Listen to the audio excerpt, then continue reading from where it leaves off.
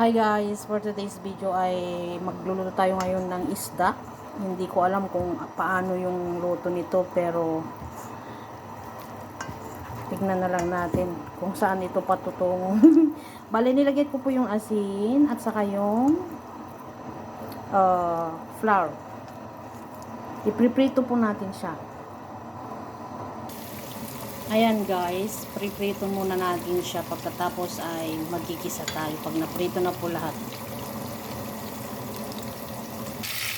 Ayan, luto na yung kabila. Kaya lutuin din ulit natin yung kabila niya.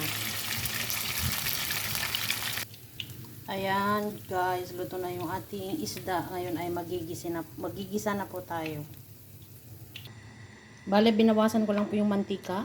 Kaya una ay igigisa muna natin yung luya. Yung luya kasi magpapawala ng lansa sa mga isda o manok.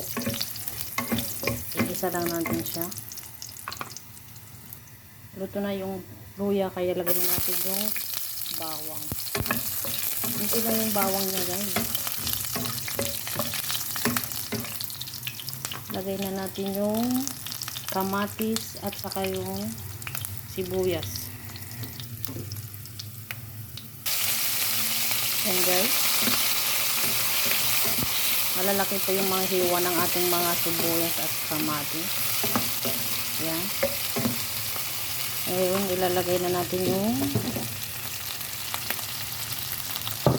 sili.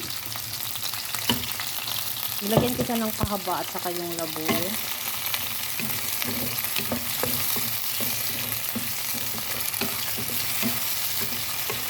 Lagyan natin ngayon ng konting soya sauce.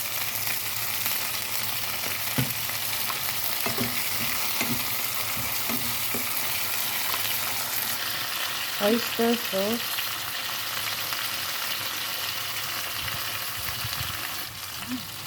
Pepper.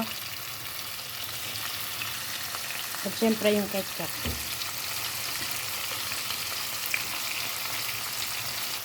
Haluin lang natin. Inekot-mekot lang din natin sila guys. O diba sweet and sour na ba to? Yan.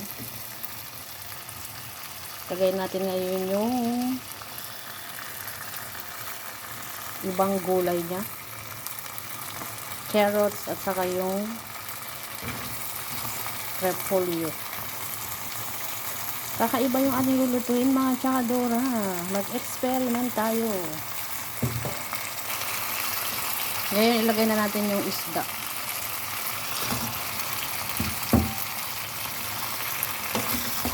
Lagyan natin ng konting tubig at konting asukal maya-maya. Escabeche pala ito guys. Escabeche. Ay, ewan basta. Yun. Takpan lang natin at lutuin natin silang lahat. And then, magiging okay na po siya. Eto na guys. Okay na po siya. Masarap na po siya. Ang tamis-tamis at saka anghang. Grabe. Ito na yung escabeche. Escabeche. Na may iba't ibang gulay. Diba? Experiment tayo guys ng lulutuin. Hindi puro prito. Ayan o. Nadurog na ata. Ayan. Thank you for watching this video guys. Don't forget to like, comment, and share. Bye.